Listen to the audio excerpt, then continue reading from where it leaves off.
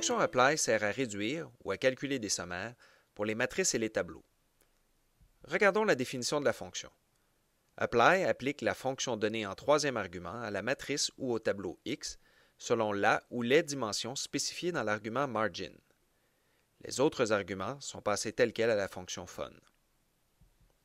Petit truc mnémotechnique. Le résultat de apply conserve les dimensions de l'objet X spécifiées dans l'argument margin. Les opérations de réduction les plus usuelles en statistique sont la somme par ligne ou par colonne et la moyenne, aussi par ligne et par colonne. C'est pour cette raison qu'existent les fonctions rowSums, colSums, rowMeans et colMeans. Ces fonctions ne sont toutefois valides que pour les matrices. Pour les tableaux à plus de 2 dimensions ou pour calculer un autre sommaire que la somme ou la moyenne, il faut avoir recours à apply. Illustrons le fonctionnement de apply d'abord avec une matrice. Aux fins des exemples, nous utiliserons la somme comme opération de réduction. Nous pourrions utiliser n'importe quelle autre fonction qui prend un vecteur en argument et retourne une valeur unique. Lorsque la réduction est appliquée sur la première dimension, les lignes, on obtient les sommes par ligne.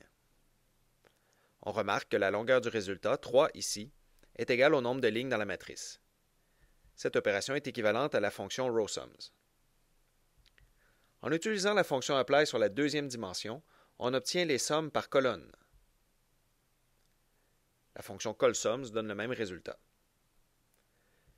Rien n'empêche de demander à apply de conserver toutes les dimensions de l'objet. Cependant, c'est complètement inintéressant puisque la somme sera alors appliquée à chaque élément individuellement. Le résultat est donc l'objet de départ. À l'inverse, ne conserver aucune dimension revient à faire la réduction sur l'ensemble de la matrice en une seule opération. Le cas des matrices n'est pas trop compliqué. Regardons maintenant ce qu'il en est avec un tableau à 3 dimensions. Si l'on demande à apply de ne conserver que la première dimension, alors la réduction sera effectuée sur les colonnes et sur les tranches, la troisième dimension. On remarque encore une fois que le résultat est de la même longueur que la première dimension du tableau, celle spécifiée dans le second argument de apply.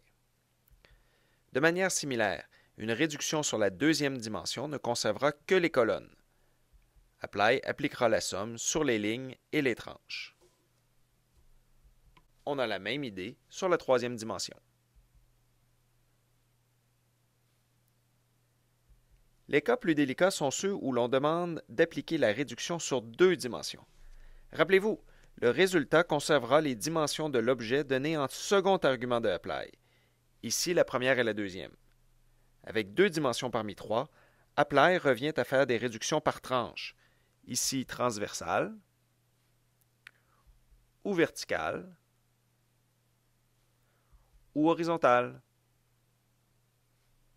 Prenez simplement garde lorsque vous effectuez ce genre d'opération. C'est un peu mêlant.